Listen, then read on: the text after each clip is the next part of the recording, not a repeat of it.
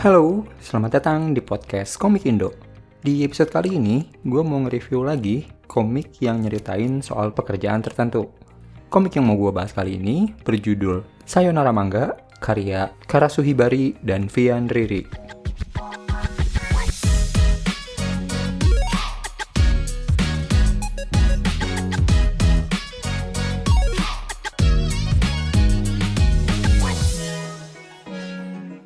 Komik Sayonara Manga ini pertama kali terbit di webtoon di bulan Juli 2019.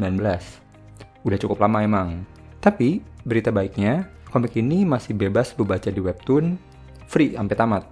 Nggak usah pakai koin, tiket, atau nonton-nonton iklan segala.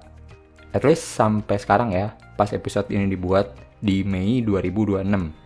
Komik ini menceritakan tentang seorang anak magang beserta timnya yang berusaha menyelamatkan penerbitan komik tempat mereka bekerja, karena hampir tutup.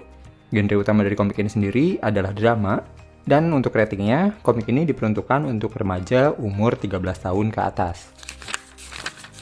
Oke, pembahasan akan gue mulai dari karakternya dulu aja, biar gampang ntar pas jelasin ceritanya. Jadi, karakter utama di komik ini namanya adalah Pita. Dia tuh siswa SMK yang lagi butuh buat magang. Kita dikasih tahu kalau dari kecil tuh dia suka banget sama komik terjemahan, terutama yang dipublish sama penerbit Young Forever atau disingkat YF. Saking sukanya sama komik, dia tuh kalau baca komik dibaca sampai halaman copyright segala. Wow, that's some dedication sih.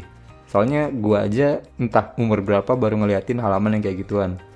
Terus selain Pita, ada beberapa karakter lain yang bekerja di penerbit YF, kayak Gemma, si desain grafis, Erik sekretaris, Renata spesialis produk, dan Adit sebagai editor.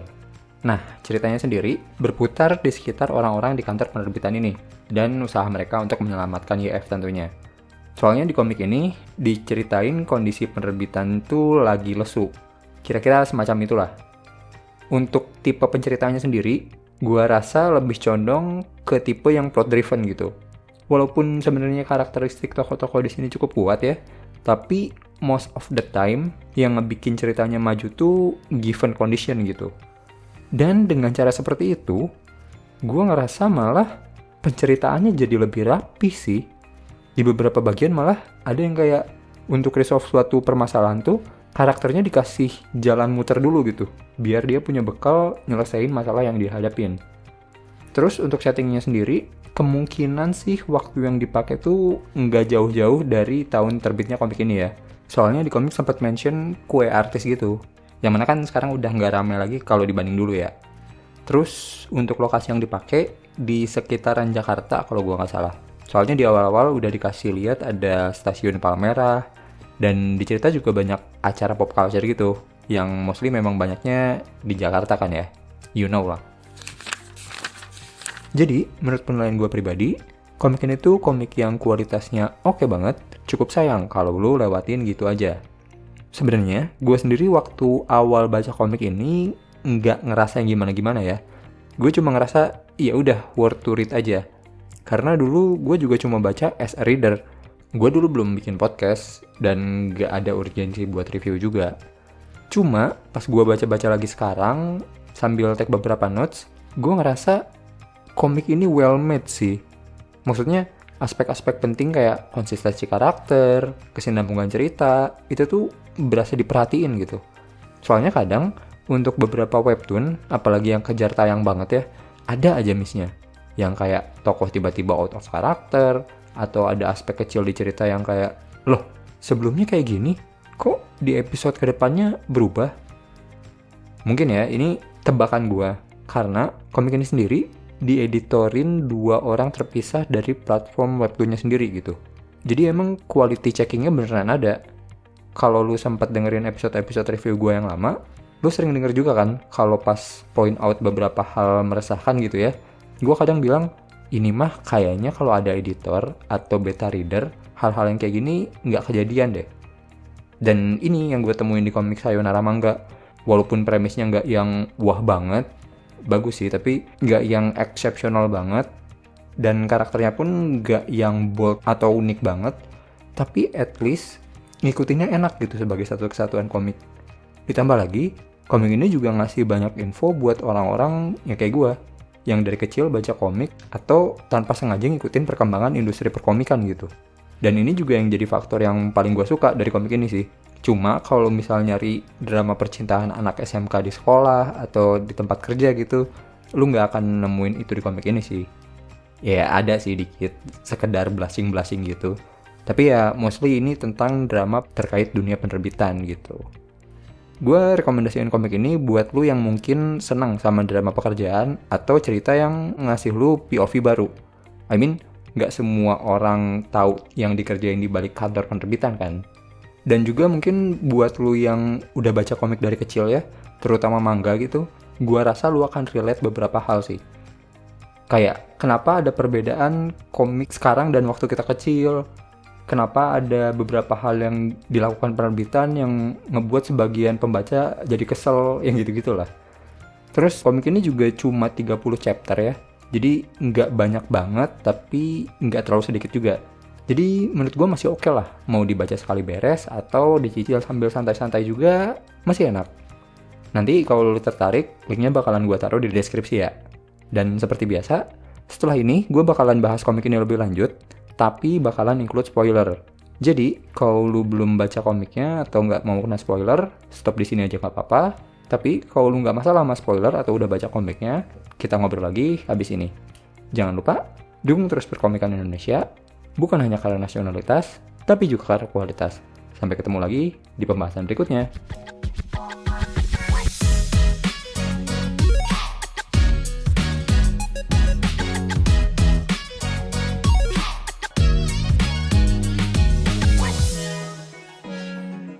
Oke, side notes. Pertama, mungkin gue mau bahas info-info yang disediain komik ini terkait penerbitan dan komik itu sendiri sebagai produk. Gue nggak tahu semuanya based on real case atau enggak, tapi beberapa hal yang diomongin tuh relate gitu. Kayak dia waktu ngejelasin, atau lebih tepatnya ngelurusin persepsi doujinshi, yang sebenarnya arti harfiahnya kan emang self-publish gitu, nggak terbatas di fanmade doang. Terus waktu ngasih tahu kalau komik yang ditaruh di rak bawah toko itu biasanya komik-komik yang udah nggak laku. Terus dia juga sempat mention soal kualitas tinta yang kadang bikin jempol kita jadi hitam dan cover cerah yang gampang kotor. Itu hal-hal yang sangat relate sih. Apalagi waktu ngebahas soal scanlation. Itu gue jadi inget sama kata-kata teman gue. Dia bilang, pembajak dan penikmat bajakan selalu punya justifikasi untuk membenarkan tindakan mereka. Di komik ini juga nyintain pembajakan. Sama kayak di dunia nyata juga. Ada yang pakai alasan di PHP-in penerbit lah, sering disensor lah, nggak sama dengan yang asli lah. Pret kata gue mah. Yang kayak gini tuh makhluk-makhluk bebal yang entah otaknya ada di mana. Oke, jujur aja, gue nggak 100% bersih dari hal itu. Gue juga nggak mau jadi orang sok suci yang menghakimi orang lain. Cuma ya seenggaknya, bisalah bedain mana yang salah dan yang enggak gitu. Enggak yang hal salah terus dicari-cari pembenarannya. Gue tahu ada yang beralasan, kan ada komik-komik yang malah jadi laku karena bajakan. Ya memang gue akui itu ada. Tapi coba bandingin. Judul yang berhasil naik karena bajakan dan rugi karena bajakan, berapa banding berapa coba? Di Indonesia juga dulu banyak tahu yang repost full webtoon di sosmed. Mereka pakai alasan, kita kan bantu nyebarin juga. Enggak, lu tuh nggak bantu nyebarin. Lu tuh nurunin traffic komiknya di webtoon. Kalau trafficnya jelek, komiknya susah lanjut. Atau malah bisa dikapak. Kalau kejadiannya kayak gitu kan, yang rugi selain komikusnya, ya pembaca juga. Yang suka dan nungguin ceritanya buat lanjut. Coba bayangin, lu nggak bisa baca lanjutan komik kesukaan lo, atau tiba-tiba komik kesukaan lo harus dipaksa selesai, gara-gara pembajak. Kesel nggak lo? Kesel kan?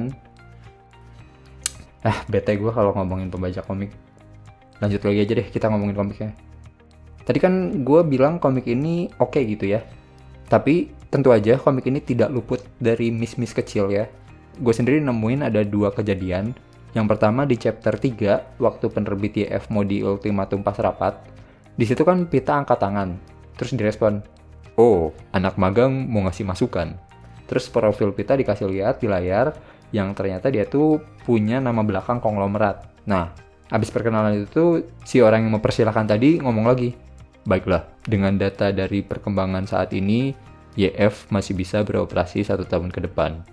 Gue tuh dalam hati, data apaan? Itu dengerin dulu bocah mau ngomong apa, ya kan? Menurut gue, kalau ujungnya kayak gitu, lebih wise kalau emang dari awal saran atau angkat tangannya ditolak aja. At least nggak ngambang gitu. Ini kan kayak dia mempersilahkan, belum ngomong, terus tiba-tiba konklusi. Mending argumennya ditolak, terus dikasih lihat nama belakang dia, habis itu dikasih konklusi pun nggak apa-apa. Soalnya dari awal kan emang nggak mau didengerin aja. Terlepas konklusi dia terpengaruh sama nama keluarga Pita atau enggak, itu lain hal ya. Terus yang kedua di chapter 4, pas Pita dipanggil Aryo ke ruangan. Aryo ngomong, "Pita, ikut saya ke atas ya. Ada yang mau saya omongin." Terus 2 panel setelahnya dia bilang, "Nanti saya nyusul." Maksudnya apa coba? Lebih make sense kalau Pita nanti ke atas ya, kamu duluan, saya nyusul. Daripada Pita ikut saya, nanti saya nyusul. Jadi Pak, saya harus ikut apa harus nyusul nih? Ya udah, itu aja sih. Sebenarnya 2 hal yang tadi tuh minor, cuma di dialog. Dan sepanjang catatan yang gue buat, memang cuma nemu 2 hal itu. Karena sepertinya memang dieditor dengan baik. Jadi kecolongannya pun nggak banyak. Biasanya tuh, gue kalau review, terus nemu ada beberapa atau lumayan banyak yang kurang sreg gitu, biasanya yang gue bahas tuh memang yang paling mengganggu aja, nggak semua. Makanya gue bilang tadi komik ini tuh well made, tidak sempurna, tapi oke gitu. Dan bahkan beberapa chapter tuh kerasa suka ngangkat isu lain dulu buat nyelesain problem yang ada di cerita gitu. Kayak di chapter 20. Komik ini tuh narik pembahasan tabu terkait resign di kantor ke hal lain tentang datang bulan. Gue pribadi sebenarnya nggak ngerasa tabu ngomongin datang bulan. Soalnya gue punya kakak cewek yang bahkan gue dimintain beli pembalut di minimarket juga santai-santai aja. Tapi gue tahu buat sebagian orang masih berasa tabu gitu buat ngomonginnya. Bagus sih, jadi narik suatu case spesifik di pekerjaan ke sesuatu yang lebih general ke banyak orang gitu. Dan pas komik ini tamat, beberapa ada yang ngerasa terlalu cepet dan mungkin dikapak gitu. Cuma gue pribadi sih, sekalipun kalau memang cerita ini diberhentikan lebih cepat dari aslinya ya, tapi ceritanya nutup gitu. Bisa memang kalau mau dilanjutin, tapi enggak pun ceritanya nggak ngegantung, selesai gitu. Gara-gara komik ini ngebahas soal penerbitan dan hasil editorialnya juga bagus, gue jadi penasaran dah. Mau konfirmasi beberapa hal ke editor asli. Apa gue buat konten bareng editor komik aja ya?